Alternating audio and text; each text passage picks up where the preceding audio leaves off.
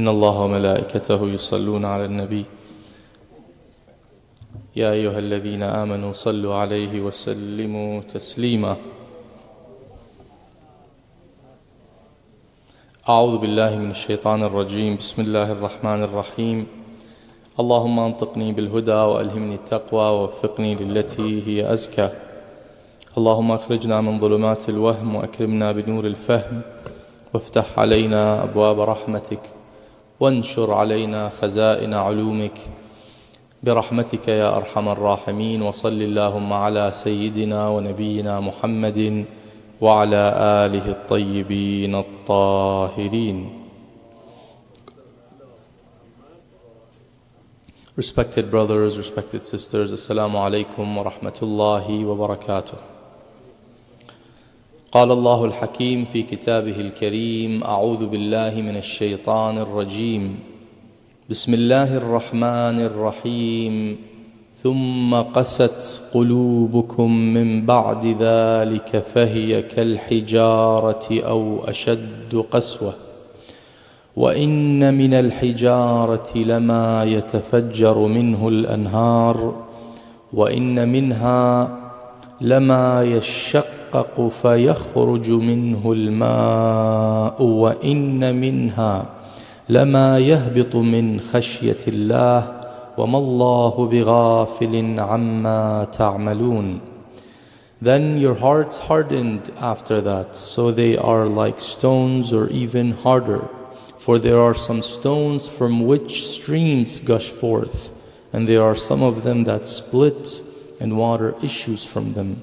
And there are some that fall due to fearing of Allah, and Allah is not oblivious of what you do.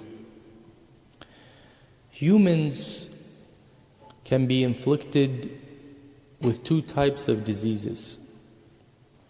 And these two types differ with respect to two things: the impact and the duration. Some of the illnesses, or the type 1 of these illnesses, is that which the duration of cannot exceed a person's lifespan. In other words, it's limited to their life in this world. And the impact of it does not go beyond the biological aspect of the human being. In other words, they are the physical illnesses. Illnesses that end with the ending of the human, or with the death of the human body. And the damage and the impact they have on the person in general is a physical impact or physical damage. But beyond that, there's not much that these illnesses can do in harming the human being. The second type are the illnesses that impact the soul, that impact the spiritual side and aspect of the human being, and that which the duration is not limited to this world. It extends far beyond, and in fact it can be eternal. The qaswatul qalb, the hardness of the heart. Qaswa is not translated as hard, but that's the word that is used close enough. Qaswa is a little bit different. It's a deep word in the Arabic language. From qasi. Qasi is not just hard, it's hard tainted with a level of not harm, but a level of abuse. As if it's hard, abusive, mixed together. Hardness, abuse, qaswa. You say somebody is very qasi, harsh, hard. Harsh is one, and hard. So if you put these words together, harsh, hard, abusive, you mix them together, brings you closer to qaswa, qaswatul qalb, as opposed to the softness of the qalb. Now, softness of the qalb is the opposite of qaswatul qalb. But it's not just what is opposite of softness.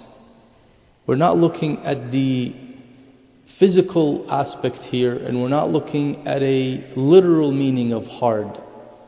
The hardness and harshness of the heart is not something that we should perceive and conceive as and conceptualize as a literal meaning. It's not the literal meaning of hardness or softness. There's something beyond.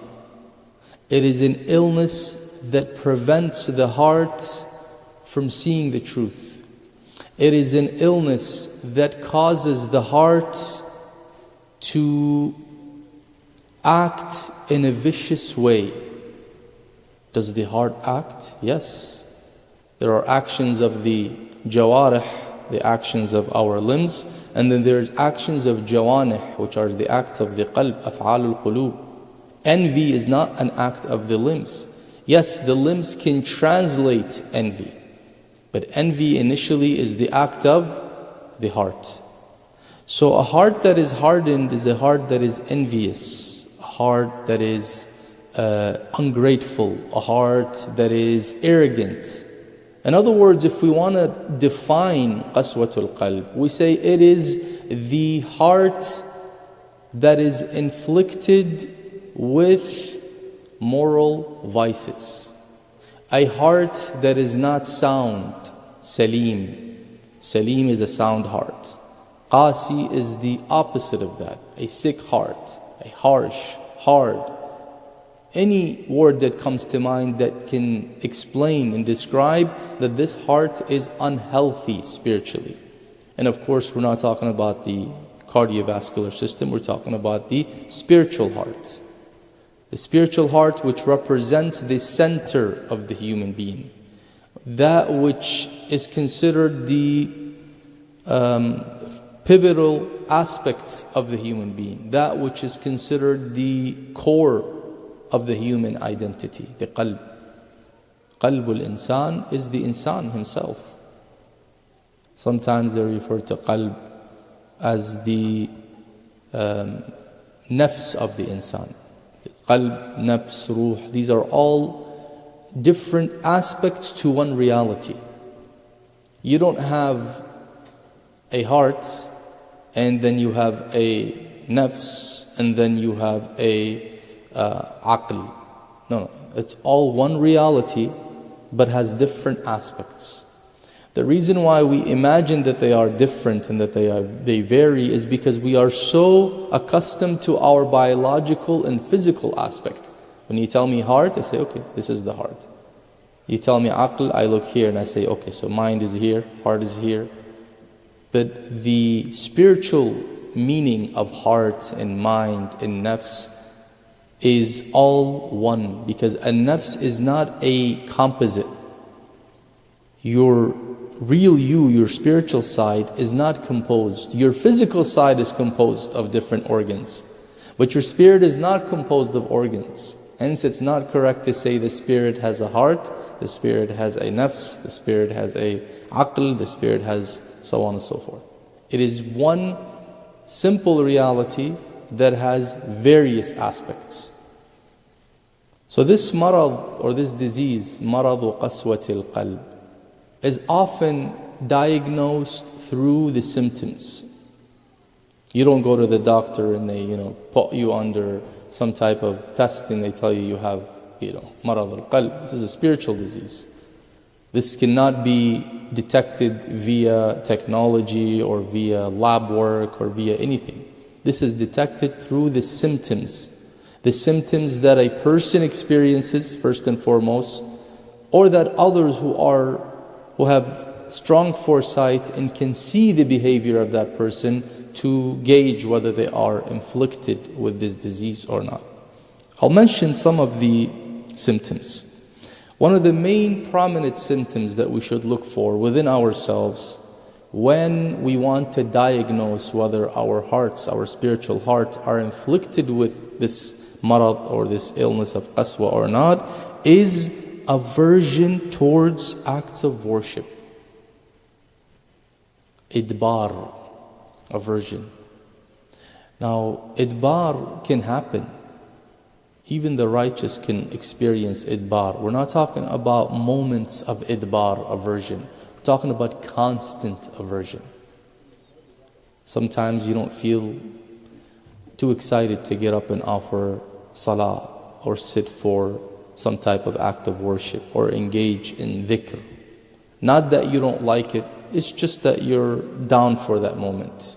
You're not spiritually active for that moment. You're not spiritually craving that act at that moment.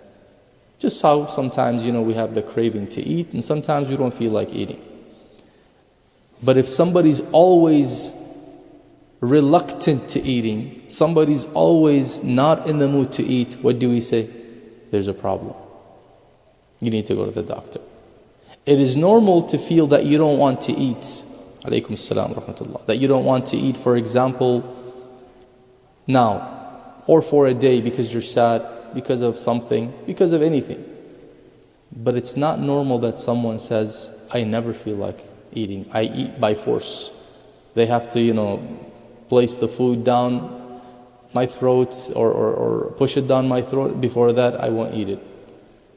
Then this is a problem. Same thing here. Aversion from spiritual acts, from acts of worship, when it becomes a habit, that is a clear indication of being inflicted with qaswatul qalb. So one has to be very clear and transparent when they are looking for these symptoms. One cannot fool themselves and say, you know what, perhaps this is just, a momentary thing, a temporary thing. No. If you realize that this is constant, that when you are told to get up to offer salah, or that when you know it's incumbent upon you to get up and engage in an act of worship, you find that your heart is very reluctant. It's a lot of aversion. It's like being so, forced and compelled to engage in that behavior or in that act of worship. That's a sign that you are inflicted, or that person is inflicted with qaswatul qalb. Another symptom of this disease is the lack of engagement with the Holy Quran. Reading the Holy Quran for some people becomes a very heavy burden. We say the Quran is the word of Allah. We read the message of Allah. We enjoy hearing the words of Allah, right? But some people, to them, they can't bear open the book and read the verses. They find aversion very, very heavy on them to read the Quran. Just like how it was very heavy on them to offer salah. Very heavy to even engage in a supplication, albeit even if it's a short supplication. They don't want to engage in it. They'd rather sit, for example, and listen to a song for hours, but they're not willing to sit for a short dua. That's a sign of qaswa. Sign of qaswa. The biggest sign out of all these signs, or the symptom that is more worthy of reflection, symptom that we really should look for, is unresponsiveness to exhortations, to admonishment, to spiritual advice. Maw'idah does not penetrate the heart. Think of the heart as a sponge. When water is poured over that sponge, it penetrates, it goes right in. But when the sponge is replaced with a rock and you pour water, alaykum as-salam wa rahmatullah, you pour water over it, it doesn't penetrate the rock. The hard heart, al-qalbul qasi, is like the rock and not like the sponge. When maw'idah is being said, the heart that is soft easily takes it and allows it to settle. Just like how you open the water over that sponge, it right away takes the water in. But some hearts are like the rock. You pour the water, it does not go in. Hence Allah subhanahu wa ta'ala in the verse I recited, compares the hearts to hijara, to rocks. He says, ثُمَّ قَسَتْ قُلُوبُكُم مِّن بَعْدِ ذَلِكَ فَهِيَ كَالْحِجَارَةِ. Your hearts have become hardened after that. It is similar to rocks. But he says, we are not here to degrade rocks because rocks have a benefit. Rocks were created to be rocks. They have a purpose, as opposed to the heart of the human being. It was not created to be a rock.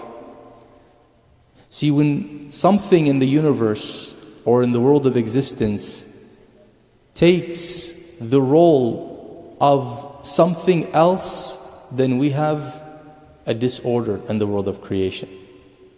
Allah subhanahu wa ta'ala gave humans the intellect, but didn't give it to the animals. But if animals disregard the intellect and act similar to humans, then you have a problem. There's a disorder that will take place in the universe or the life. Why? Because the role that was given to that human being has been exchanged with a role that is not suitable to that human being. Rocks, that is their nature.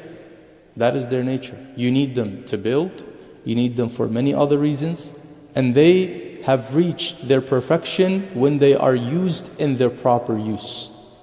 But the human heart was not created to act like the rock, but rather to act as a spiritual heart, as a heart that encompasses iman, that encompasses and allows and absorbs mawa'id, a heart that is a source of power and energy for goodness.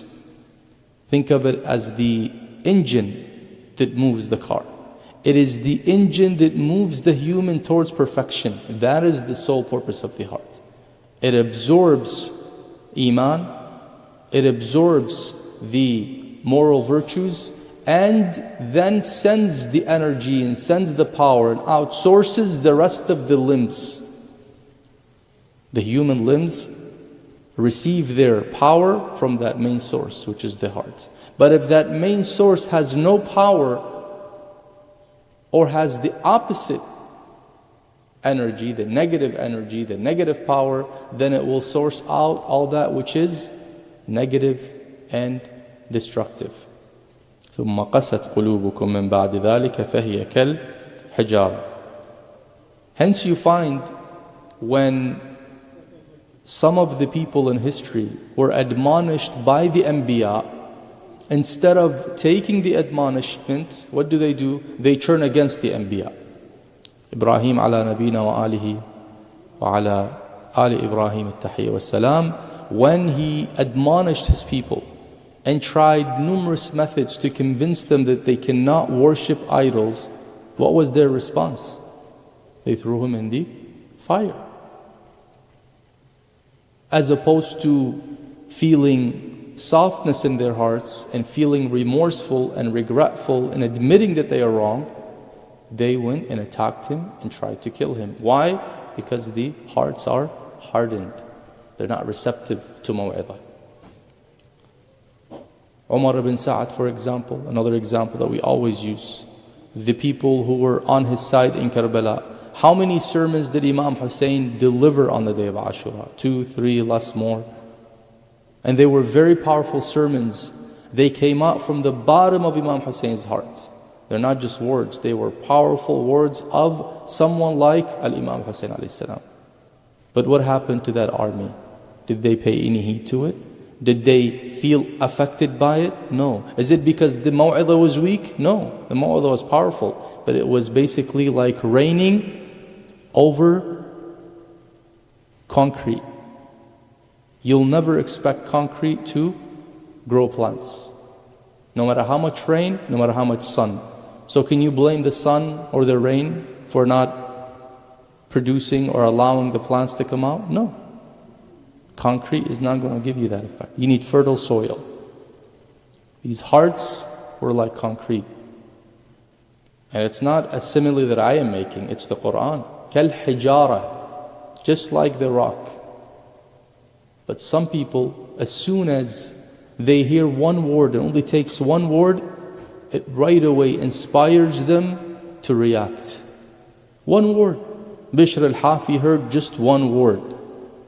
And he didn't hear from the Imam. He heard it from the servant that he had. The lady that was serving him or keeping him busy in his party and whatever he was doing. She delivered that message from the Imam to him. Imam al-Kadhim alayhi salam, the story of Bishr. As he is walking and he hears a lot of music and dancing and partying. And the lady comes out during that same moment from the house of Bishr to throw out the trash. And he says, I have a question for you. The owner of this house, is he a slave or is he a free? So she was very surprised and kind of astonished to hear such a question. She says, of course he's a free. Why would the slave be my master, right? You're saying your master, Sayyiduki. If he's my master, then of course he is hur. My master would not be a abd. He says, you're right, you're right. Had he been a abd, he would have been ashamed from his Lord. And then he just walked. Now this lady goes back and Bishr says to her, what took you so long to throw the trash outside? He says, a man stopped me and this is what he said. As soon as he heard that word, while he was intoxicated, he was drunk, his heart woke up. Why? He had the potential. His heart was not yet hardened yet. There's potential in it. There's some room. There's some softness that remained. That softness right away reacted to this maw'idah. And he ran out. Forgot to put his shoes on. That's why they call him Bishr al-Hafi. Bishr the bare-footed.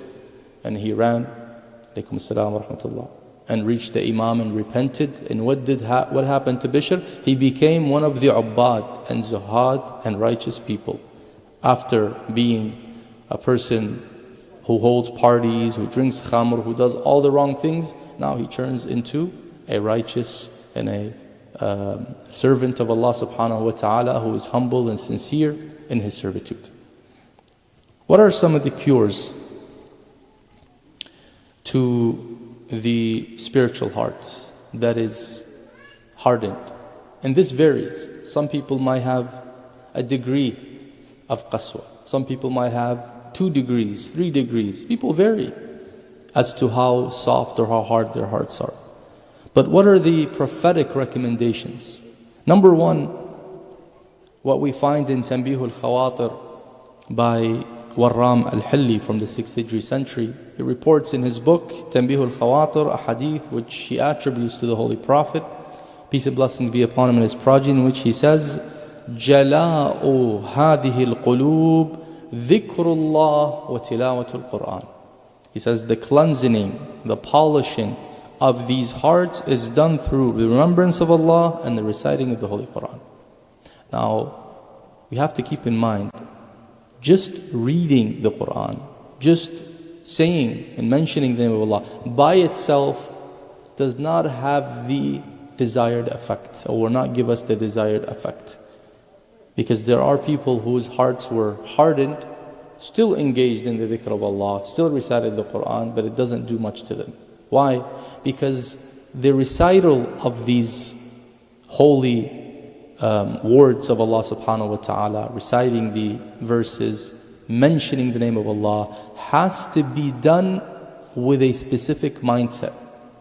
It can't just be done as lip service. Because lip service doesn't do much. It may get you the thawab, but on a practical level, in terms of it affecting your heart, it will not do the job.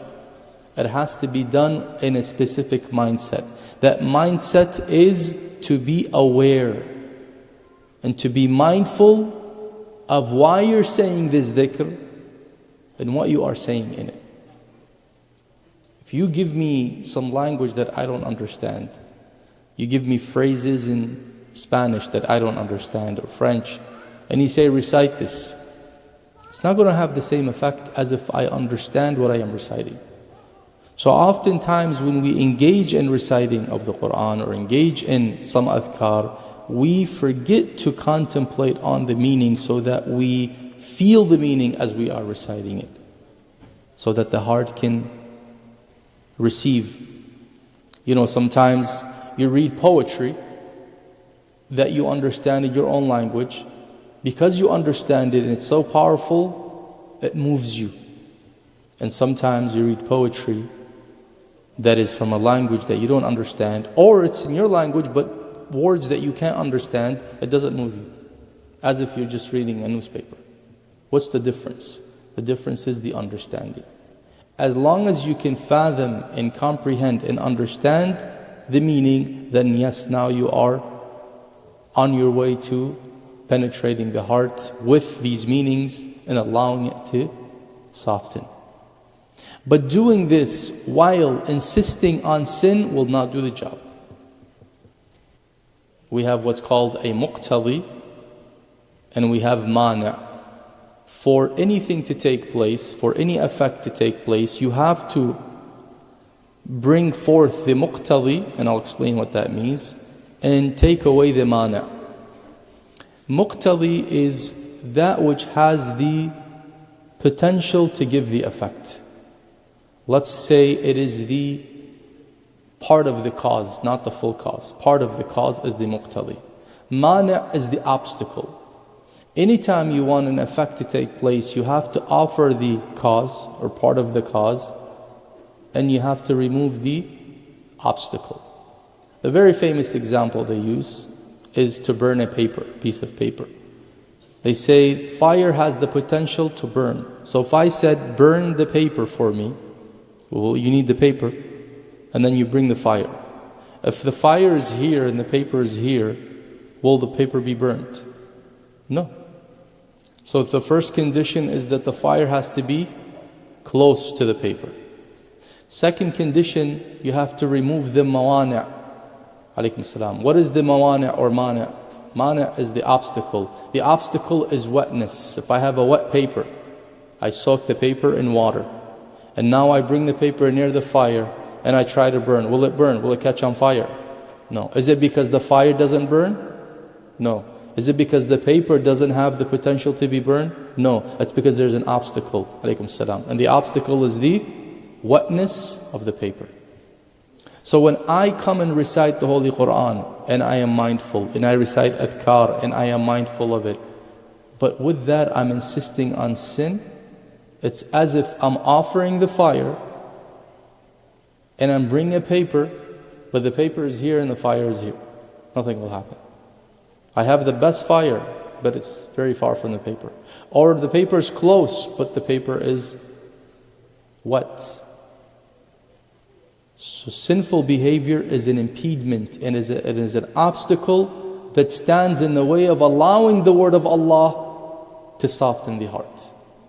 So two things that have to be done: avoiding of sins and engaging in the remembrance of Allah subhanahu wa ta'ala with mindfulness and reciting the Quran with mindfulness, in order for a person to achieve the goal, which is to soften the heart, and it becomes a sound heart. يوم لا ينفع مال ولا بنون إلا من أتى الله بقلب سليم. القلب السليم. The heart that is sound. The heart that is sound is our means of salvation on the day of resurrection. But this sound heart requires a lot of effort. Avoiding sins and engaging in acts of worship that brings us closer to Allah subhanahu wa ta'ala. أقول قولي هذا وأستغفر الله لي ولكم وآخر دعوانا أن الحمد لله رب العالمين وصلى الله على سيدنا محمد وعلى آله الطيبين الطاهرين.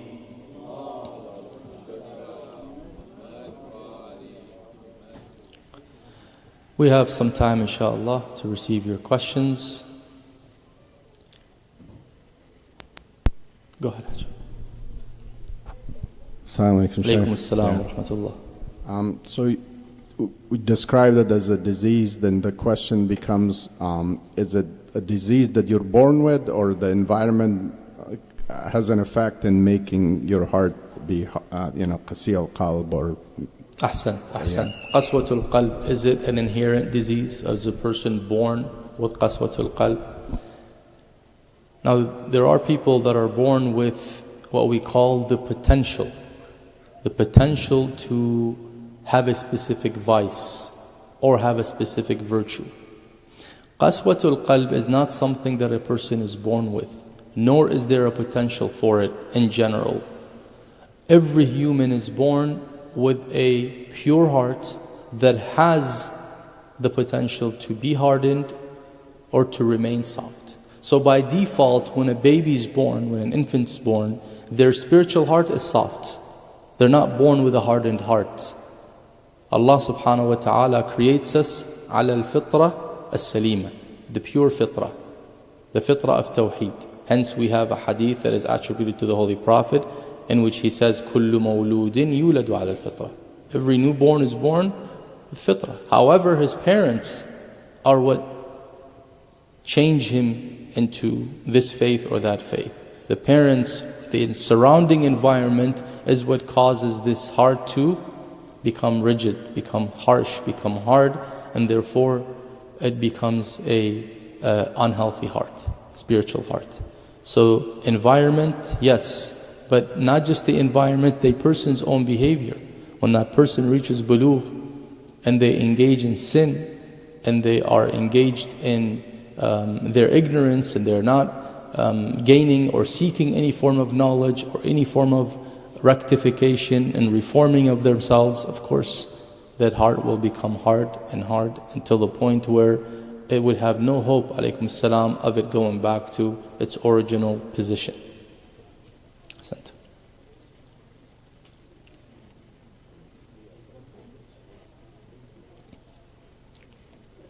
Any other questions? Sisters, if you have questions, let us know so we can give you the microphone, inshallah.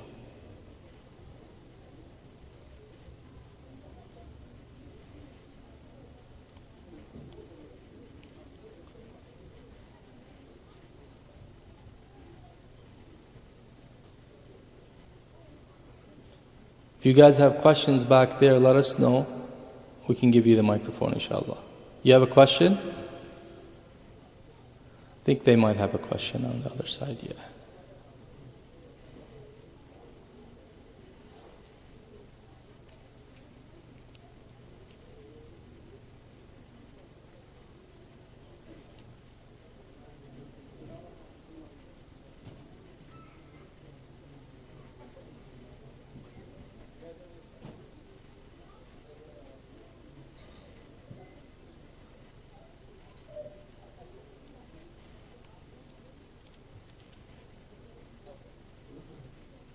Oh, okay, they're good? Okay. Any other questions? They don't have to be related to the topic. They can be outside the topic. Alaykum as-salam, alaykum as-salam, alaykum as-salam, rahmatullah, hayakum Allah, alaykum as-salam, rahmatullah. Okay.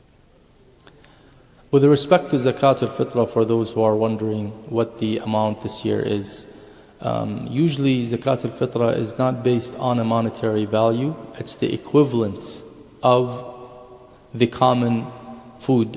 For example, rice, wheat, barley, whatever it may be, dates. Usually people use the average common food. 6.65 pounds is the amount for each person.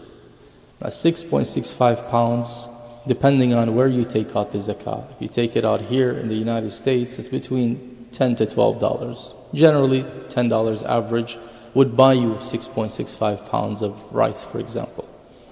But if you take it out elsewhere, you have, for example, alaykum salam, you have wealth in another country and you choose to take it out of that country from that wealth, then of course you can take it out using the value of that place. Can you give more? Alaykum salam wa rahmatullah. Can you give more? Yes. But you have to put it to the side before the night of Eid and you cannot change it. Some people mistakenly what they do is they would take it out here on the night of Eid. They put it to the side. But then on the day of Eid, they go and let's say they transfer it outside the country. If you transfer it as in exchange it, then really you have not paid Zakat al-Fitr. Because that amount is now the actual jins, as we say, the actual amount that you have put to the side has changed. Yes, the value didn't change, but the physical amount, the physical money that you had put to the side is no longer the same. Because when you exchange it, the other side and the other country receives something else. They don't receive the same exact bill. The bill cannot be changed. This is specific to Zakat al-Fitra. It differs from khums and other things. But Zakat al-Fitra specifically, once it's put to the side, it cannot be replaced or exchanged. So if I put to the side $100, and then I say, let me cash it into 250s, after it has become Zakat al-Fitra, I can't do that.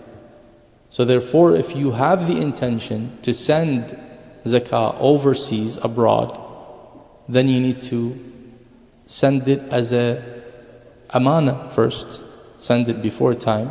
And once the other person, your trusted representative there, receives it, then you ask them to take it out and put it to the side as zakat al-fitra, and then hand it to the needy from the believers. Alaykum as-salam wa rahmatullah.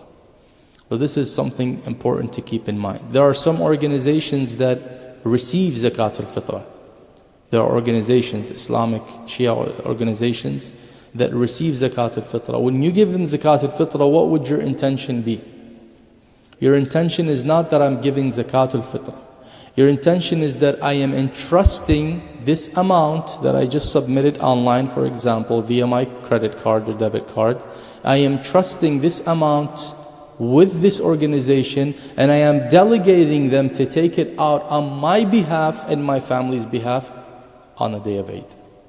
That way when they receive it as a trust, as an amana. Because when they receive it as an amana, they can take it out from their funds and set it as zakat al-fitra on your behalf. So just keep these points in mind, and inshallah Allah subhanahu wa ta'ala will accept from all of us. And may Allah subhanahu wa ta'ala grant us a blessed and an auspicious day of Eid. We will be sending out the announcement soon inshallah with respect to Salatul Eid. There will be 2 salats. There will be one here at 8 o'clock a.m. sharp. We'll start with dua and nudbah, and then we'll go with salah. There will be another Salatul Eid at Anjumani Asghari, and they will have the details for that as well. So you have the option to attend either or, but we will have 2 salah. The sermons here will be in Arabic. The sermons there would be in English, inshallah. More than likely, Eid will be on Wednesday, 95% chance. So inshallah, we will send the flyer soon to confirm these details. Walhamdulillahi Rabbil Alameen. Wa sallallahu ala Sayyidina Muhammad wa ala alihi at-tayyibin at-tahirin.